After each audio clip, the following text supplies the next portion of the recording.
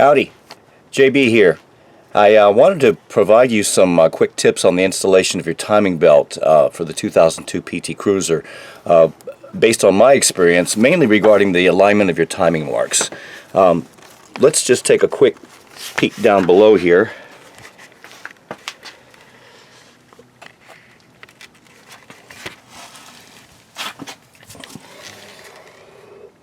You can see we've got our marks down below here. We've got them aligned. We've got our crankshaft mark aligned with the mark on the engine block.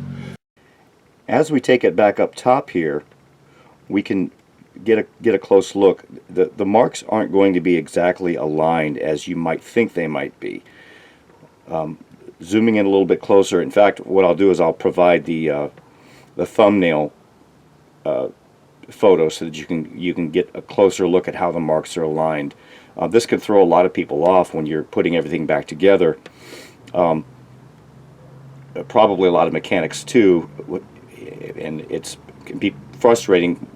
You get the marks to where you think they should be, and then you try to put everything back together, start the engine, and the engine runs rough. So what I would suggest you do is you want to align the marks. If it's a 2002, now other years might be a little different. I have a 2004 as well. I think those marks we could align right on the money and they would be okay, but for whatever reason on this 2002 that's not the case. Another suggestion I would make for replacing the timing belt on any of the years is once you get the timing belt in place and you think you have the marks aligned, you don't need to put everything back together in order to start the engine to see that the engine's running smoothly and the timing is correct. What I would suggest you do is don't put the timing belt cover on. You don't need that. Maybe put the crank on, the pulley crank, and install your generator belt, your alternator belt. And that's really the only thing you need to put back together.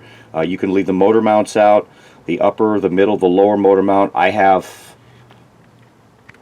this motor just pretty much propped up on a hydraulic jack with a block underneath the oil pan. So again, you don't need to put everything back together to get the engine started. Just have your pulley, your crank pulley on with maybe your alternator belt attached. The power steering belt doesn't need to be attached, or any of the other accessories need to be running. Just the motor needs to be able to start, and you can again just put a jack underneath the oil pan to keep that motor supported while you start it, and there you go. Again, the exact timing marks for this particular year, I'll have a photo thumbnail so you'll be able to get a good look at the way those should look in order for the car to run smoothly. All right, good luck.